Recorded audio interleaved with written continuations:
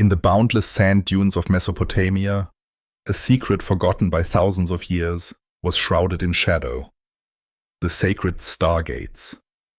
Countless myths, religions, and legends tell us of beings from the heavens passing through these magically portrayed gates of fire. But were these gates, for which ancient civilizations sacrificed, and over which they built temples, truly a magical bridge to the heavens, transcending time and space? Or, as the famous science fiction writer Arthur C. Clarke said, did humanity mistake an advanced technology it couldn't explain for magic and sorcery? Perhaps one of the biggest names to ignite this debate was the former Iraqi dictator Saddam Hussein.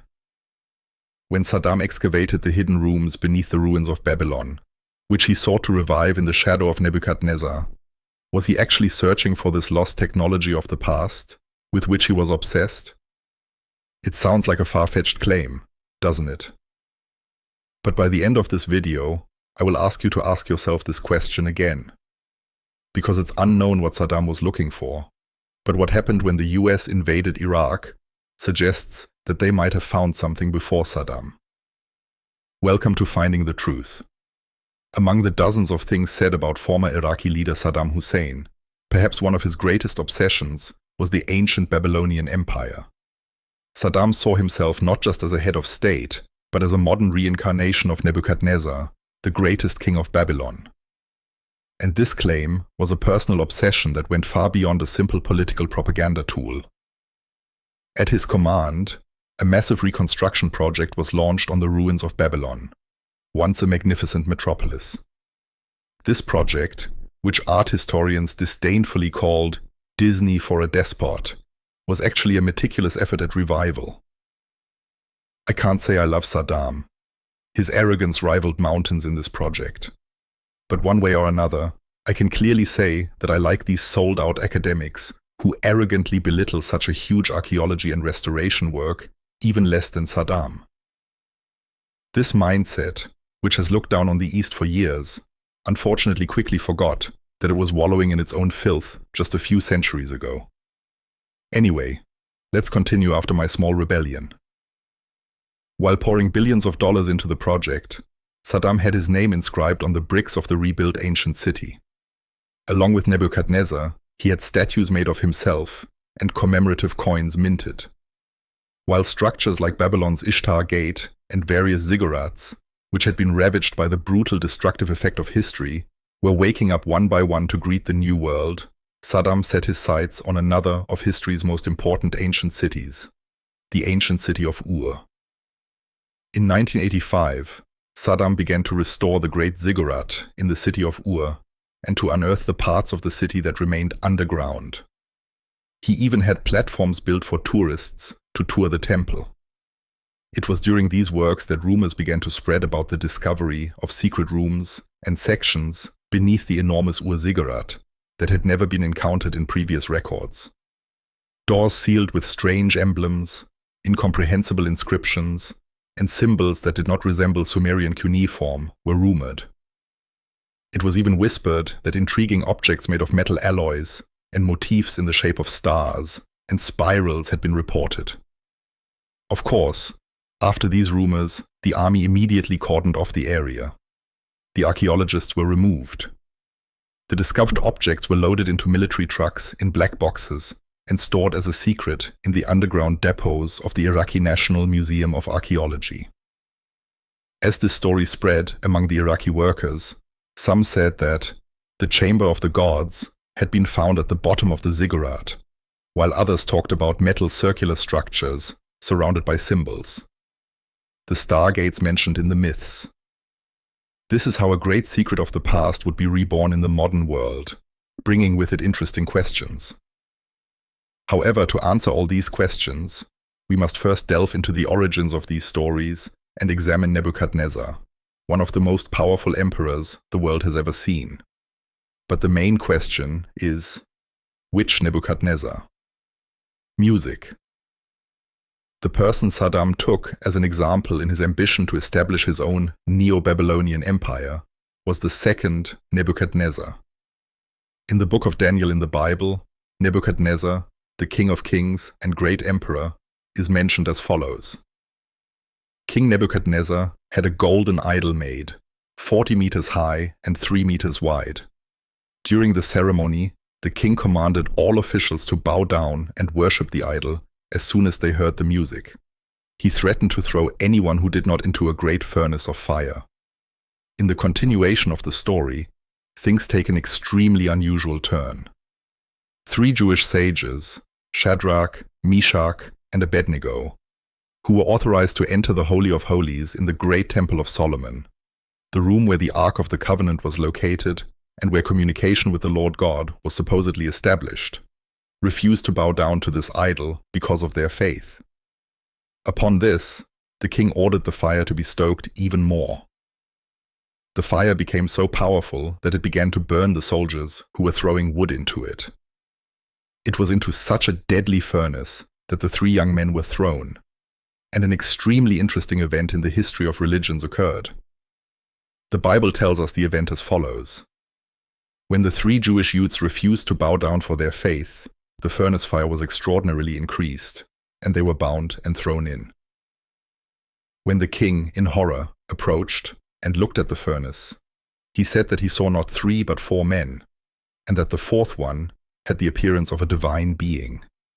The appearance of the 4th person resembled a son of a god. This text describes the 4th person as an angel or a kind of being called a son of a god. Now, the information we read here is one of the best examples of how history was so greatly messed up, thanks to the Jews.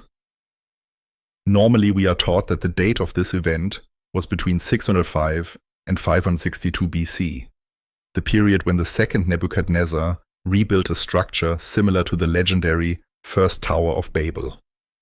However, there is not a single piece of evidence that this event took place in Babylonian texts, Persian texts, or any other texts. The whole story has once again entered our lives thanks to unsupported Israeliyat sources.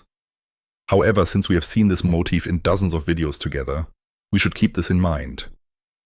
Yes, the Israeliyat sources have added these stories to irrelevant historical periods at will, but in fact, these events may be describing periods much, much older than the date they are based on. And we have discussed so many examples of this on the channel that this conclusion personally would not surprise me. In fact, I am almost certain that it is so. Because if we take the pieces in the story and put them in the first legendary Babylon before the flood, all the pieces fall into place. Why did the second Nebuchadnezzar want to rebuild the tower? The answer to this question is very important.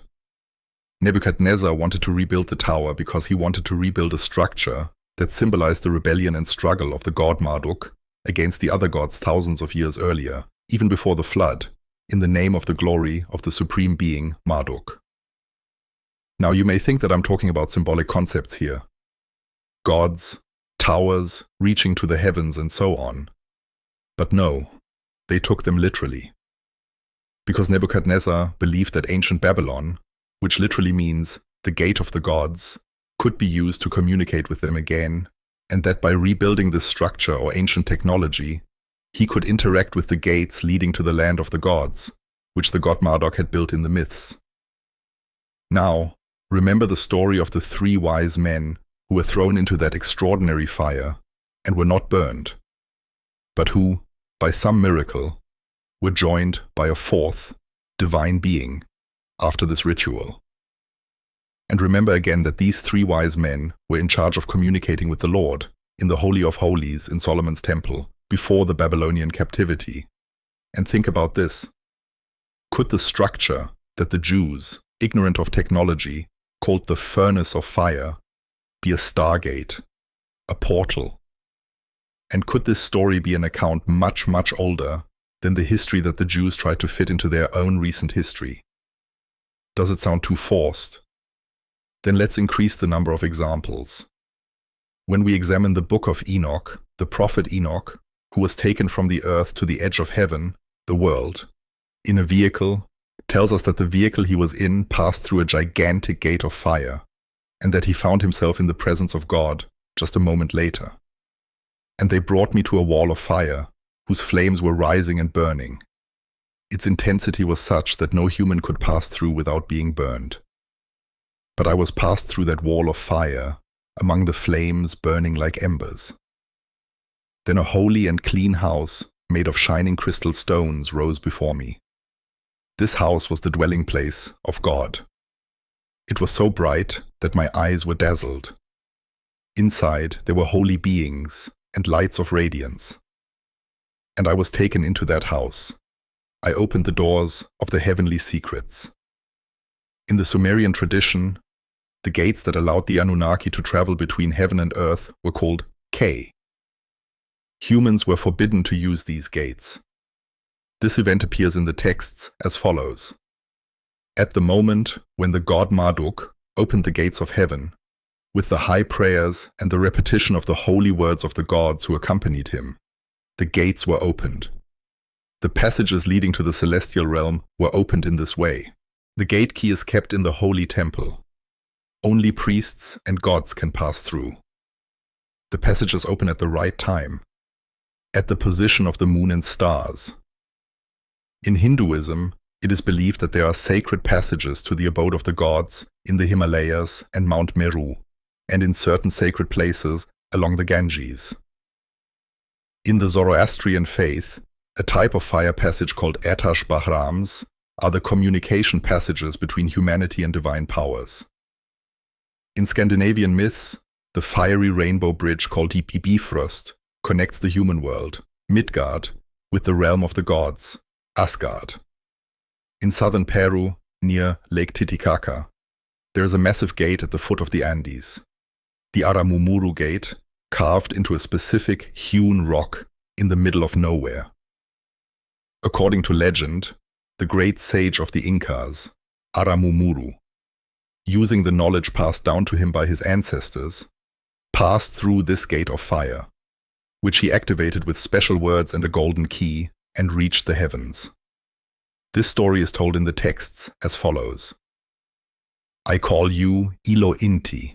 With your light, open the paths. Part this hollow that unites the heavens and the earth. Then he places the sun disk in the hollow part of the rock. Both the disk and the rock suddenly begin to glow. The stone vibrates like a living being. In Islam, when we look at the Quran, it is mentioned that the Prophet Muhammad went on a heavenly journey with Gabriel, passed through the gates of heaven to Sidrat al-Muntaha, and reached a high boundary. The Quran does not directly say gates, but some interpretations have included it this way. In short, we often see accounts of gates between heaven and earth that ancient people constantly referred to as fiery passages. And almost all of them, no matter where they are in the world, are described in the same way. Passages that do not burn people, that emit fire, that vibrate, that are surrounded by symbols, and that are activated with special words or objects. Sounds like a complete science fiction series, doesn't it? The famous TV series Stargate was written based on these thousands of years of myths and became popular.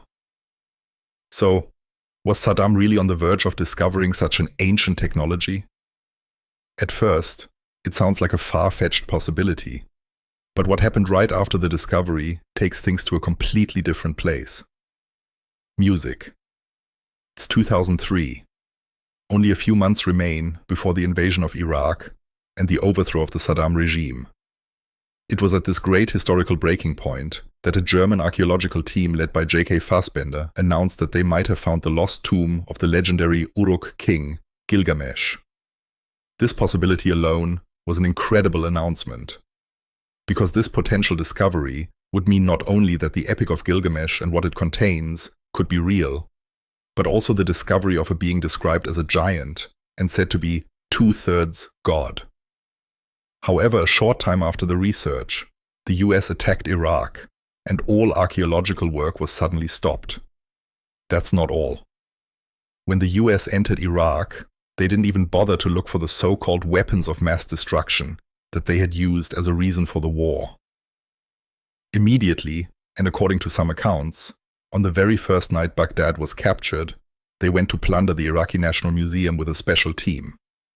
Notice, not military bases, not remaining weapons, not the tons of gold in the Iraqi treasury, but their first order of business was to loot the Iraqi museum. In eyewitness accounts and subsequent investigations, it was reported that a very fast team specifically used explosive strips to blow open the vaults in the museum's depots and stole thousands of ancient cylinders, including countless categorized and uncategorized Sumerian seals, symbolic artifacts, and texts related to the Anunnaki, rather than priceless artifacts like gold fragments inside the vaults. So why would you steal only certain seals and inscribed cylinders while plundering a whole museum? And they finished the job and left before dawn even broke. We could dismiss all of this as a coincidence, but we need to delve a little deeper into the events. Dr. Michael Salla, born in Melbourne, Australia, continued his career as a professor at the American University in Washington after earning his doctorate from the University of Queensland. The topics in which he specialized and played a role in many important meetings were diplomacy, political mediation, and international relations.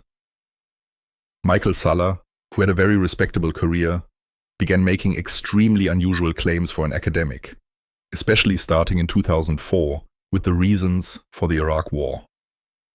According to Dr. Salla, the 2003 US operation in Iraq was actually a staged operation under the pretext of weapons of mass destruction, based on the Stargate technology discovered in the ancient city of Ur near the city of Nasiriyah, and the goal was to seize that ancient technology. Now, if a normal person said this, it might not be taken seriously, but as I said, Dr. Salla is a respected person with a very solid career in international relations and politics. We still don't know why this man made such specific claims.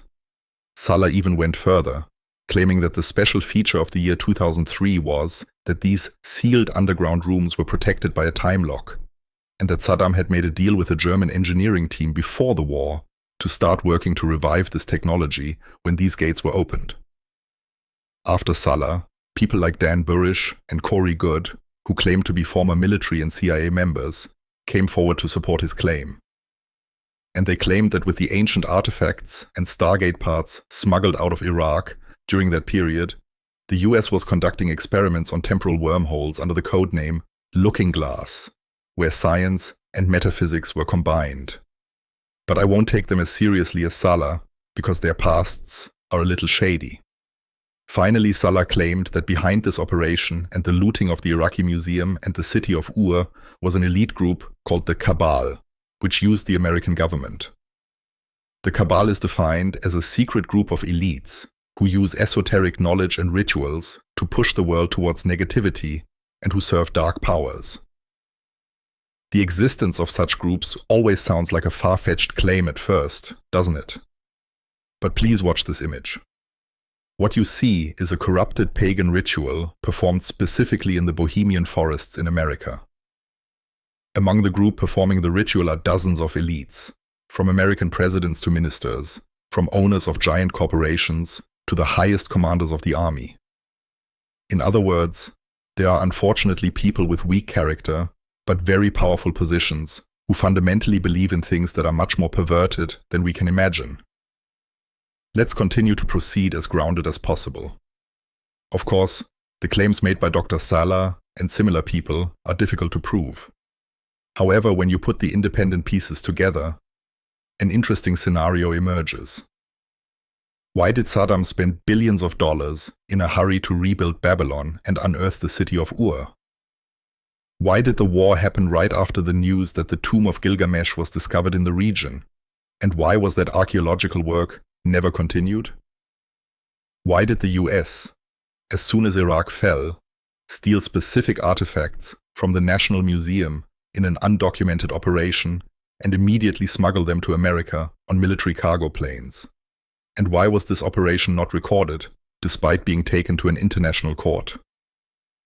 Why did ISIS and similar radical Islamist organizations, who became American puppets after the balance of power in the region changed, go and bomb and destroy certain ancient Sumerian and Akkadian cities?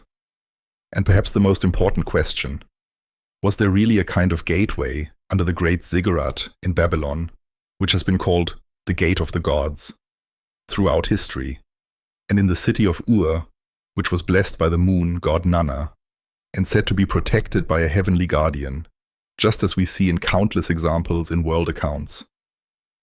These are fun and mysterious topics to think about, especially when there are dozens of myths in world cultures, and myths that tell of an advanced civilization that once lived on the planet, traveling instantly to all four corners of the planet with these gates of fire before the flood. Music. Gods who came from the heavens with fiery gates, fiery and vibrating bridges that provided communication between heaven and earth. Prophets who went to the abode of God and the divine realm through these gates, and cities, structures, and temples named after heavenly gates. Stargates are an indispensable detail in the history of civilization, the history of religions, and even the history of science fiction. One can't help but wonder, is our fascination with these structures, both historical and science fictional, just a coincidence? Or does it stem from an instinctive search for a truth that we once witnessed? I don't think we will see the answer to this question anytime soon.